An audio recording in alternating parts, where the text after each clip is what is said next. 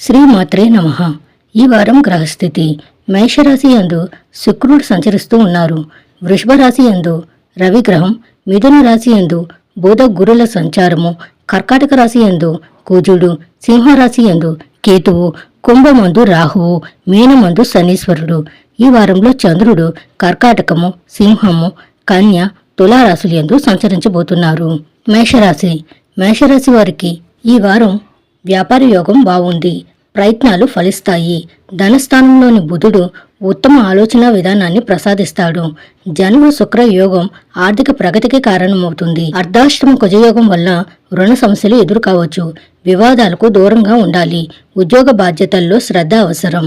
మేషరాశి వారికి శుక్రగ్రహం, రాహు, చంద్రబలం అధికంగా ఈ వారంలో ఉంది.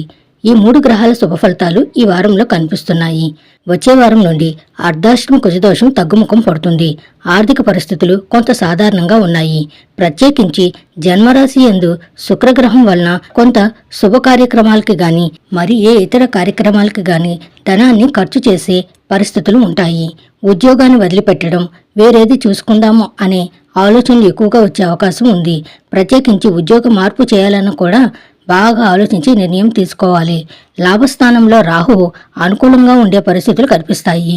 ఎక్కువగా ధనం ఖర్చు చేసేటప్పుడు సమయానుకూలంగా ధనాన్ని ఇస్తారు. ఎక్కువ శారీరక శ్రమ పడుతున్నప్పుడు స్నేహితుల రూపంలోనూ బంధువుల రూపంలోనూ వచ్చి సహాయం చేస్తారు. ఎక్కువ ఉద్యోగపరమైన ఒత్తిడి ఉన్నప్పుడు తోటి ఉద్యోగస్తుల రూపంలో సహాయపడతారు. ఈ వారం మానసిక భయం, మానసిక అశాంతి ఉంటుంది. సహనంగా ఉండండి. ఈ వారం చాలా ముఖ్యం. ఉద్యోగ వ్యాపార పరిస్థితులు సానుకూలంగా గోచరిస్తున్నాయి. విద్యార్థులకు మిశ్రమ వాతావరణం. అర్ధాష్టమ కుజదోష నివారణకై లక్ష్మీ నృసింహ కరావలంబ స్తోత్రాన్ని పఠిస్తూ ఉండడం చెప్పదగిన సూచన. మేషరాశి వారికి ఈ వారంలో కలిసొచ్చే రోజు బుధవారం. అదృష్ట సంఖ్య 2. అదృష్ట వర్ణం లేత పసుపు రంగు. శుభం భూయాత్.